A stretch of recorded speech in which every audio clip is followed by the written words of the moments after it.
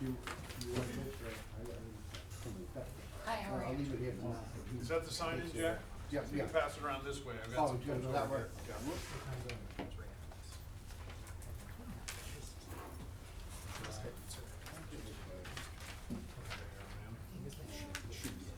Okay, call to order. It's 4:32. This is a call to order for the North Kingstown School Department Building Subcommittee meeting, July 4th, 2025 at 4:32 p.m. One point of business. Anybody who speaks, even though we have our microphones above us, anybody who is going to be speaking at the podium, please speak up for the folks who may be watching from home, okay? We want to be sure that our words are clear and concise and enunciated properly, so thank you for that. First order of business is item number 2 on the agenda, which is a RIDE Stage 2 update. I have a certain amount of information that I can share, which I will do right now. That first is a communication from the superintendent of schools to the general public regarding an update on the the Stage 2 addendum submission to RIDE School Building Authority. And I'm going to read verbatim from this document, so this will just take a moment. On Wednesday, May 21st, North Kingstown School Department representatives participated in a follow-up meeting with the RIDE, Rhode Island Department of Education School Building Authority to discuss the district's Stage 2 addendum submission related to the necessity of school construction process. During this meeting, RIDE informed the district that it identified concerns regarding certain components of the documentation submitted by the district's vendors as part of the Stage 2 addendum. As a result of these concerns, RIDE has postponed the acceptance of our submission until September 15th, 2025. The North Kingstown School Department is working with our vendors and RIDE to address and resolve the identified issues in a timely and thorough manner. We are committed to ensuring that all documentation meets RIDE's standards and expectations. Once the concerns have been fully addressed, the district will provide further public comment. Please be assured that this concern pertains solely to the documentation review process of the capital improvement projects, not the documents associated with the Wickford Middle School construction project. The submission in September will be for the middle school and the capital improvement projects, which will still be eligible for all applicable state reimbursements. We appreciate the understanding of our community as we work through this process. That was sent out to the general public approximately a week and a half ago. The superintendent continued to correspond with RIDE's SBA, the School Building Authority, and asked for particular documentation in reference to what was out of line or needed further clarification in their regard. An answer came from Dr. Mario Carreño in an email format, and I'm going to read that as well. This was also shared last night at the school committee meeting. Dear Dr. Duva, attached here too, please find the documentation provided by the RIDE School Building Authority's professional consultant, Wolpert, regarding the May 7, 2025 North Kingstown Stage 2 cost estimate. The findings in this document form the basis for granting your district additional time to refine and submit a complete Stage 2 application by September 15, 2025. In addition to identifying that the cost estimates appear to have been edited without the knowledge or approval of a third-party cost estimator, Wolpert cites multiple other discrepancies. Many of the costs listed do not align with the schematic design documentation submitted, highlighting the need for more comprehensive and coordinated schematic design documents for the capital improvement project scopes of work. This presents a great opportunity for the North Kingstown to work with the new architect to provide this documentation and obtain approval on all CIP projects. On a positive note, the SBA was encouraged to see that within 3 weeks from receiving our review comments, the Wickford Middle School design team was able to find approximately $8 million in savings. We hope that the team utilizes the additional time to further refine the Wickford Middle School design to find even more savings, thus further increasing the reimbursable eligibility and lessening the burden to North Kingstown taxpayers. It is our understanding that the district is in the process of onboarding new consultants that can assist with the September Stage 2 resubmission. The School Building Authority strongly encourages the district and its consultant team to engage collaboratively with the school building administration staff throughout this process. Close coordination will be essential to ensure that the September application is fully complete, addresses all prior concerns, and is ready for approval by the Council of Elementary and Secondary Education in December. A thorough and well-aligned submission will help maximize North Kingstown's eligible reimbursement. As always, thank you for your commitment to the Rhode Island learners and your community. We look forward to assisting North Kingstown in its continued efforts to provide the best possible learning environment for its students, teachers, and staff. Thank you, Dr. Mario Carreño, Chief of Operations. So, this gives us a very solid informational foundation to start moving forward, right? We all have the same information. We all know what position we're in right now. Any questions, comments from the committee? Okay, very good. Yes?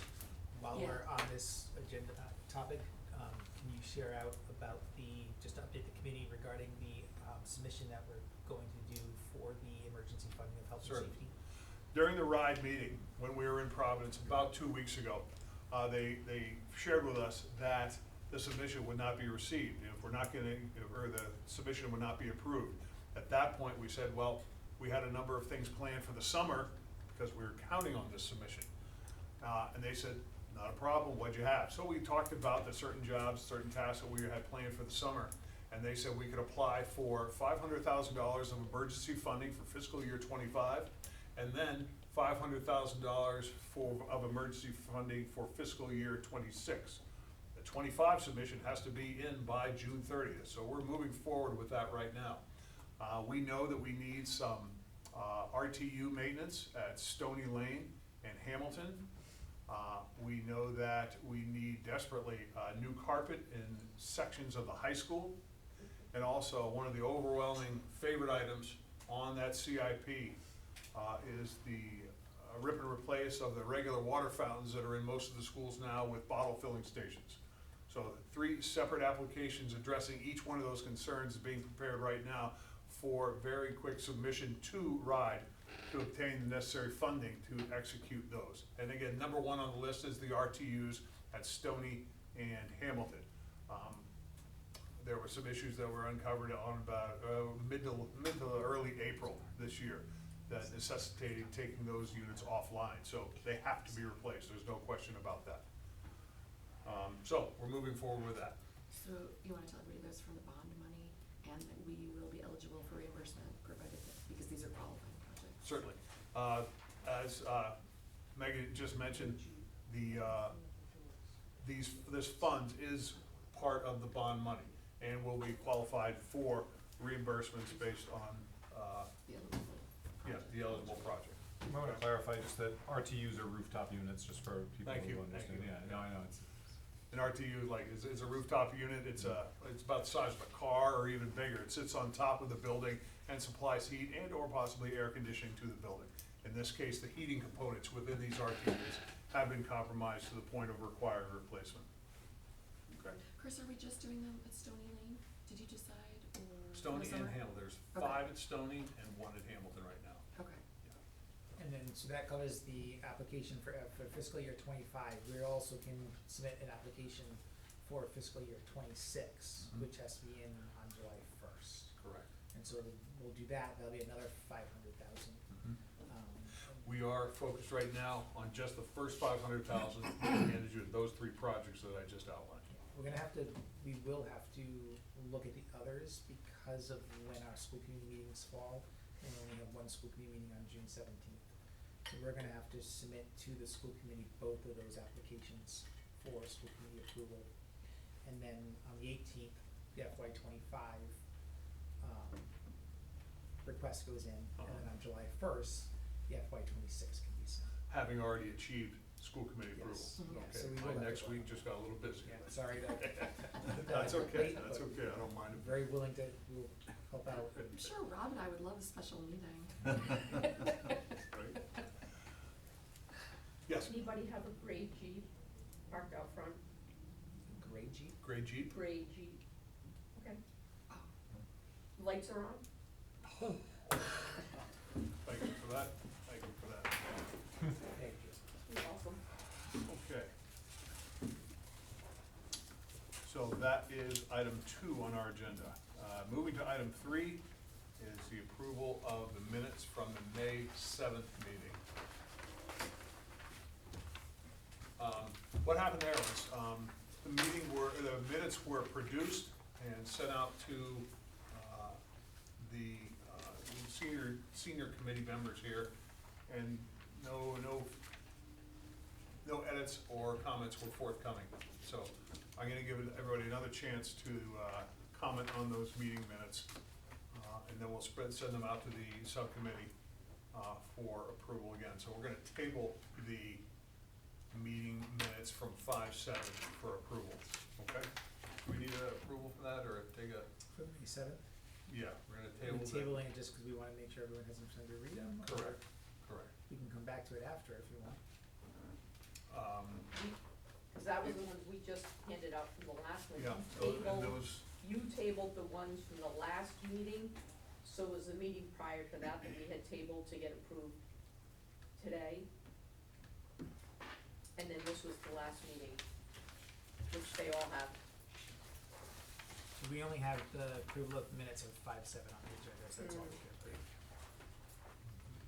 But if you look, the approval of minutes from the previous meeting, which was 4/24, we were able until this meeting to have people review, and I did copy that and handed that out last time. Okay. So they should have had time to review the 4/24 meeting notes, and the 5/7 they just got today. We'll have to put that on the next agenda, just not Okay. this one. So- alright, so we're gonna table that, we're gonna table number 3.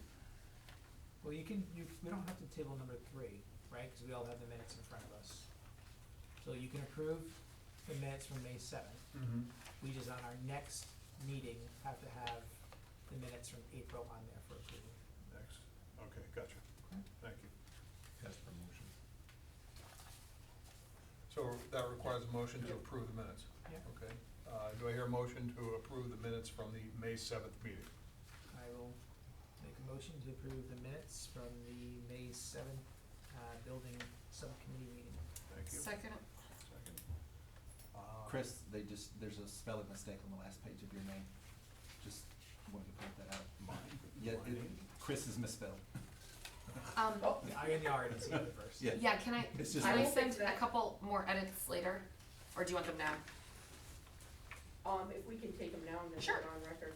All right, page 2, Mm-hmm. the name of the company, Studio Jade, I believe it's JAED. Correct. Sorry, at the bottom, number 6. Oh, so I need to respell that. Yeah, and it's, Okay. I believe it's J, capital A, capital E, capital D is how I've seen it written. Okay. And then on the last page, if you just wanna say next meeting, it says next meeting are scheduled for, Oh, is, yep, yeah, and then Chris's name. done. Thank you. So You're I will welcome. take back my motion. We can approve as amended. Yeah, right. And then Okay. after, sorry, up at the top, after, in bold, where it says Chris Murphy made a motion, there's just, where it says seconded by Kim Page, there's just an extra period. Sorry, Are you an English teacher by trade? I am a teacher, but not, yeah, I languages. I'll stop there. No, but that'll be fixed then, so when it becomes a PDF, it'll go onto the website correctly. Right. So, to your point, Rob, Thank you. we will take a vote on to pass these meeting minutes as amended. Is there any discussion? Well, Do we need discussion? What? can I read through this real quick then? I was just finding things real quick. Do you mind if I just, No, can we move on then to We're gonna public move comment, on. come back? no. Thanks. No, yeah, let's. I'll let's take even a quick- table it. yeah. Let's even table it. It's up to you. But we're gonna table this one for further consideration, okay? So we'll make the necessary edits and bring this forward in the next meeting, okay?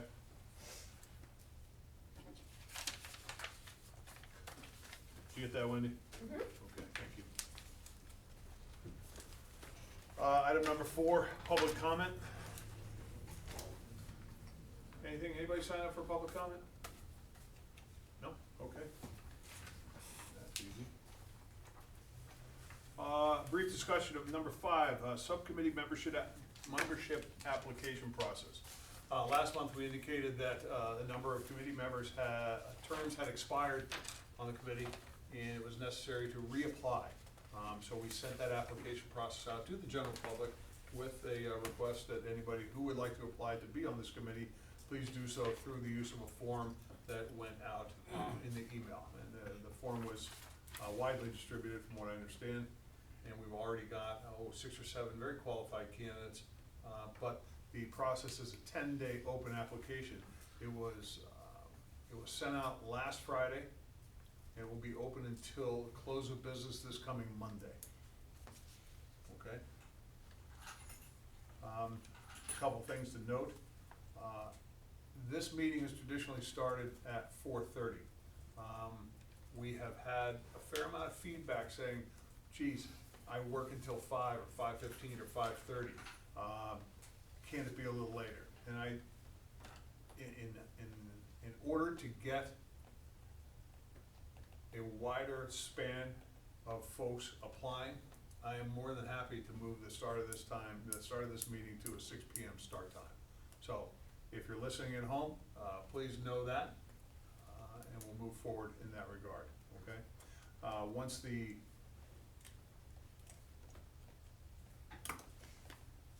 application process is closed, this subcommittee will decide on the decision-making process. I don't know, is there anything written about how we have to go about that? There is, okay, there are Sorry, policies. Are there policies regarding how we choose, who So chooses? basically what happens, as superintendent, I make a recommendation of who will go on, I will review the applications that come through. I will then make a recommendation to the school committee, and the school committee will then approve those members. Super, okay. And I will make that recommendation in coordination with the chairs of this committee. Okay, thank you. How many members are being phased out at term? Well, I think it's not a phase out, but we are adding 2 members. So of the folks who apply, because if anybody is, their application or their term has expired, they would need to apply again if they want to remain on it, but we will be adding 2 at this point. The people who are expiring, are they aware? So, basically, my is everyone except for the school committee members, have myself, have been on the committee for 2 years, and our policy is every 2 years, that you're on it for a 2-year term. And we looked at what the regs of who needs to be on the committee, and then minus that Which were piece of who vague. needs to be on, like you're one of them that has to be on, unless someone else from the town, is going to step in. Others, right, so like Jack's position of being on is not a required member. Dante's position is not a required member. There, we had a teacher that was on, the building principal of the school has to be on. So I thought that was a little strange because we have a lot of work on all of the different schools, so will the principals have to cycle through? We will bring them all, yes, so what will happen, right, so as we do focus groups and work on those schools, we will bring those principals in, we'll bring other members in for that through those focus groups. Okay. But we also don't want this to be a No. 20-member, It was just 30-member committee worded strange. either, so we're not looking to have every single principal here, but because we're building a new middle school for Woodford, that principal would Makes definitely have to be here. And then we'll bring others in as we're looking at designs and talking about those projects. And it might be that they're not coming to the building committee meeting, but they're coming to the project team meetings, or the focus groups that are set up. Thanks. I'm trying to think who else that we have on this, Who's a must-have? there's a few others that are on the committee that are not requirements, like we have to have someone with architectural background, right? And that's what we're looking for. That's what Those we're are the bringing. 2, that were advertised. you have to have the superintendent, at least one member of the school committee, a local official responsible for building maintenance, a representative of the office or body authorized by law to construct school buildings, the school principal of the subject school, a member who has knowledge of the educational mission, a local budget official or member of a local finance committee, 2 members of the community with architectural, engineering, or constructural experience. That's what was sent out by you guys. That's from Ryan. And then the application that went out, there was a specific request in that application. Right. That I can pull out if we need to. I believe that was with regard to the architectural. The two architectural, Construction, yeah. architectural and construction background. Finance person to be from school department or the town. That's Leslie Ann, Oh, it's Leslie, yeah, okay. and you also, traditionally, we've had a town council representative, so we're gonna continue with We're gonna that. keep with the town council rep on here. I think it's a good idea to have the town council member part of this committee. So that puts our mandatory committee, subcommittee at 9 people. And it's only 9, RIDE is technically 8, but it's only 9 for us because we have 2 school committee members versus they only require 1. So that's the core group we have to have. Sure. I work in North Providence, but I am not a resident of North Providence. I have an architectural background and construction background. Do I still qualify or I call it a quit? Well, that's part of the application process. You know, if we get 3 architects who live down the street, who live in North Kingstown, you know, that's a plus, okay? Now, given your background, your history on this committee, you know, I encourage you to apply. That's all I can say at this point. Okay, I was just curious. Okay. I mean, if you've ever applied for a job and thought, boy, I got that job nailed, and then you find out, hey, you know what, I didn't get that job, why didn't I get that job? Not that you were bad, but others may have been better, so. Okay. Will do. Any other discussion about the subcommittee membership application process? And who, do you get the information? No, that is collected by, So it's all going through my office. So it's a Google sheet, but if, I know you held up an envelope, so if you did something, I can take that, and Okay. Jules is collecting everything. Item number 6, update of pending town council approvals. The school department, or I'm sorry, the school committee over the last 2 meetings has approved the building subcommittee's recommendation for a new owner's project manager, as well as an architectural and engineering services. We are forwarding these 2 recommendations. They were both approved by the school committee in the last 2 weeks. We're forwarding these recommendations to the town council for their approval on Monday, June 9th. I'm gonna read briefly the recommendation statements from the superintendent's office regarding the bid award for the architectural and engineering. After comprehensive review of qualifications and a submitted cost proposal in response to RFQ NKSD 205-17 for architectural and engineering services, the administration recommends that the school committee approve the cost proposal submitted by DBVW Architects for architectural engineering services related to the district's capital improvement projects. The selected firm, DBVW, was determined to be the most qualified based on the evaluation criteria established in the procurement process, which included experience with K-12 school projects, proposed team qualifications, and project approach. The total proposed cost is $4,010,375, which is within the project budget as approved by the school committee. This cost includes all design, engineering, and related professional services necessary from stage 3 through the completion of the projects. The administration believes that DBVW brings the experience, resources, and collaborative approach necessary to ensure a successful outcome for this project. In addition, our new owner's project manager, Peregrine, reviewed the cost proposal to determine that DBVW cost is on the lower end of the industry standard. I also confirm with the Rhode Island Department of Education that the cost is within industry standard. These fees will be funded through the 2024 school bond. So that recommendation is moving forward to the town council for Monday evening's meeting. Quick question, I don't know if I can or not, but do they have anything to do with some of the stage 2 resubmission? No, So, DBVW, the stage 2?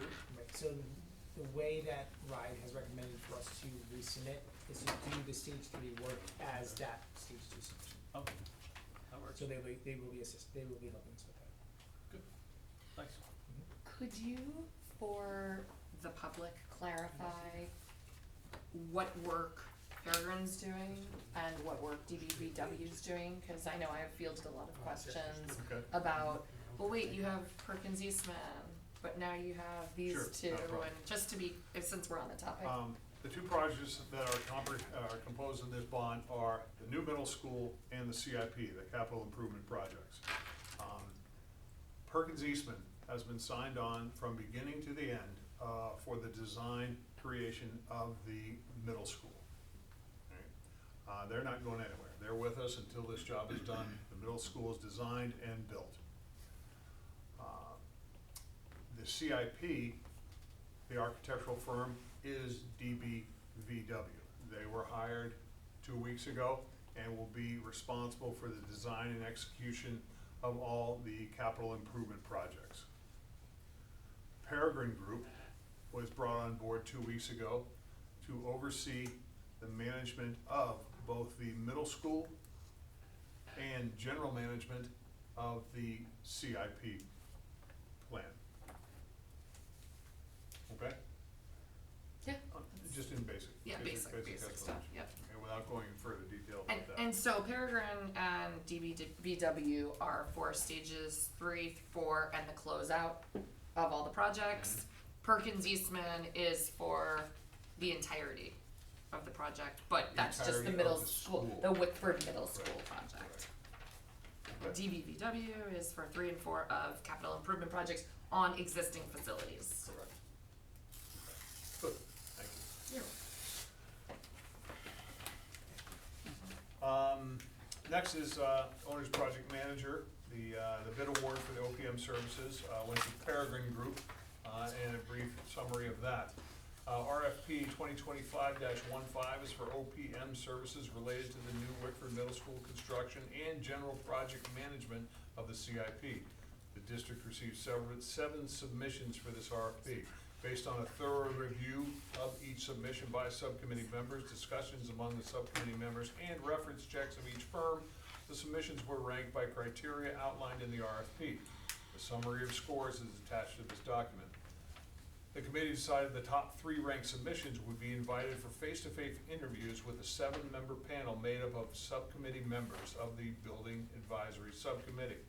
The top 3 firms invited back for interviews were Downs Construction, Colliers, and the Peregrine Group. The OPM interviews took place on Wednesday, May 14th, at which the interview panel arrived at a consensus agreement that ranked Peregrine Group first, Downs Construction second, and Colliers third. The primary reason for Peregrine's top ranking was its high degree of awareness and the sensitivity to the past 2.5 years of bond efforts in this community. Additionally, their proven track record of success within southeastern New England and specifically Rhode Island, working with the Rhode Island Department of Education School Building Authority. Peregrine spoke in a direct and detailed manner regarding the challenges the district and the community had encountered over the past 2.5 years and the manner they would assist, advocate for, and represent the district in any manner necessary to ensure success from a budgetary, construction, and community-based perspective. They represented a solid work plan and approach to servicing our district through our projects. It was unanimous opinion of this interview panel that the Peregrine Group be retained for OPM services for RFP 2025-15, with the cost proposed not to exceed $2,422,610. These fees will also be funded through the 2024 school bond. The school committee, at its May 20th meeting, approved the bid and cost for the Peregrine Group as the owner's project manager moving forward. Any questions on that one? So Peregrine Group and DBVW forwarded to the town council meeting on Monday for approval. Okay, Sounds good. any discussion on that one? Motion to adjourn. Second. Thank you very much. Thanks for coming, You everybody. gotta vote. We need to vote on it. You gotta vote. Oh, right. All in favor? God. All in favor? Aye. Aye. Opposed? I didn't think so. Yeah. Motion carries. Thank you very much, folks. Thank you. Thank you, Chris. I can hug you right now. Remember when you asked me how